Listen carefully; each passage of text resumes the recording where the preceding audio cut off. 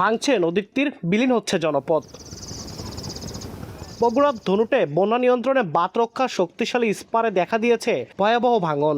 গত 2 সপ্তাহের ব্যবধানে বিলীন হয়েছে 120 মিটার অংশ। এতে দিশেহারা নদী তীরের মানুষ।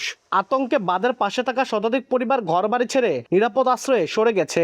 স্থানীয়দের অভিযোগ, প্রতি বছরই যমুনার ভাঙন ঠেকাতে স্থায়ী সমাধানের আশ্বাস দেওয়া হয়, তবে স্থায়ী নদী শাসনের উদ্যোগ না নিয়ে প্রতি বছর জিও ব্যাগ ফেলে সাময়িক ভাঙন ঠেকানোর চেষ্টা করে পানি উন্নয়ন বোর্ড। শুনতেছি যে আস্তে আস্তে ভেঙে দেবো ঘর বাড়ি, তাহলে আমরা কুচি যাবো, জায়গা নাই, বাসা নাই, টিয়া বাসা নেই, আমরা কি দিয়ে কুচি যাবো? আমরা এমন আতঙ্ক থাকি আমরা যে রাতে ঘুমায় না। আমাকে নদীটা শাসন করে দিন, আমরা কোনো সাহায্য এলিপ কোনো আঙুর দরকার নাই। সরকারের কাছে চাই আমরা এই ভাঙনটা রোধ বা বন্ধ হোক, এটাই আমরা চাই। ভাঙন ঠেকাতে জরুরি ভিত্তিতে কাজ শুরু করেছে পানি উন্নয়ন বোর্ড। এরই মধ্যে 4.5 কোটি টাকা ব্যয়ে নদীর তলদেশে টিউব ও স্পারের ভাঙা অংশে ফেলা হচ্ছে 8,000 টিউব ও 70,000 জিও ব্যাগ।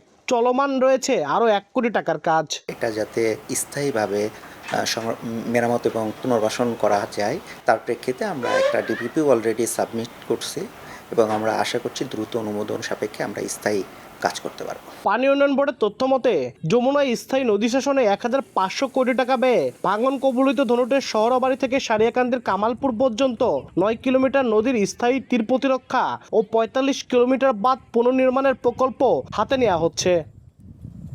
আব্দুল আউয়াল, সময় সংবাদ, বগুড়া।